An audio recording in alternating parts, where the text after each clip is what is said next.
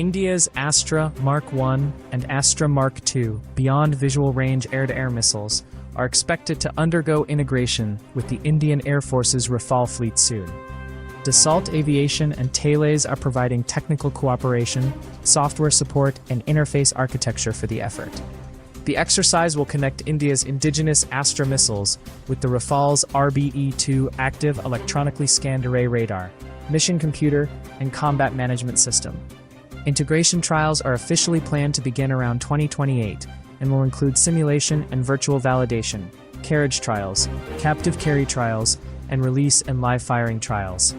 The integration of indigenous weapon systems onto Rafale fighters will significantly reduce India's dependence on foreign weaponry and would also bolster the Indian Air Force's combat capabilities.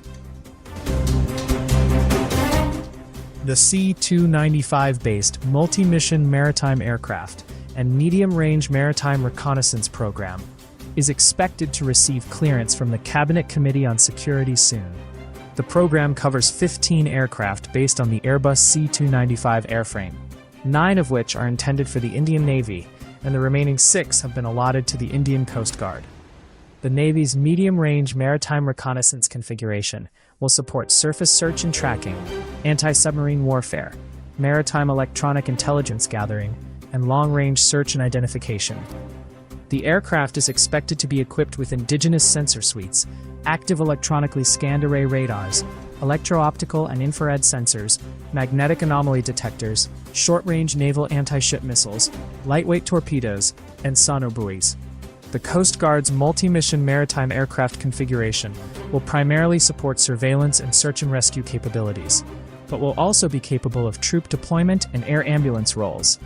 The medium-range maritime reconnaissance and multi-mission maritime aircraft program will significantly boost the Indian Navy and Coast Guard's ISR capabilities, and will also showcase DRDO's expertise in maritime sensor development and weapons integration. Hindustan Aeronautics Limited is planning to roll out the first prototype of the Tejas Mk-2 and conduct its maiden flight between March and July 2027. The first 2 prototypes are anticipated to support developmental flight trials, while the 3rd and 4th prototypes are expected to support weapons trials.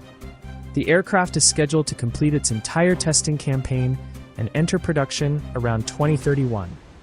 The Tejas Mk-2 is being developed to replace the Indian Air Force's aging Jaguar, Mirage 2000, and MiG-29 fleets, and is slated to be inducted in significant numbers.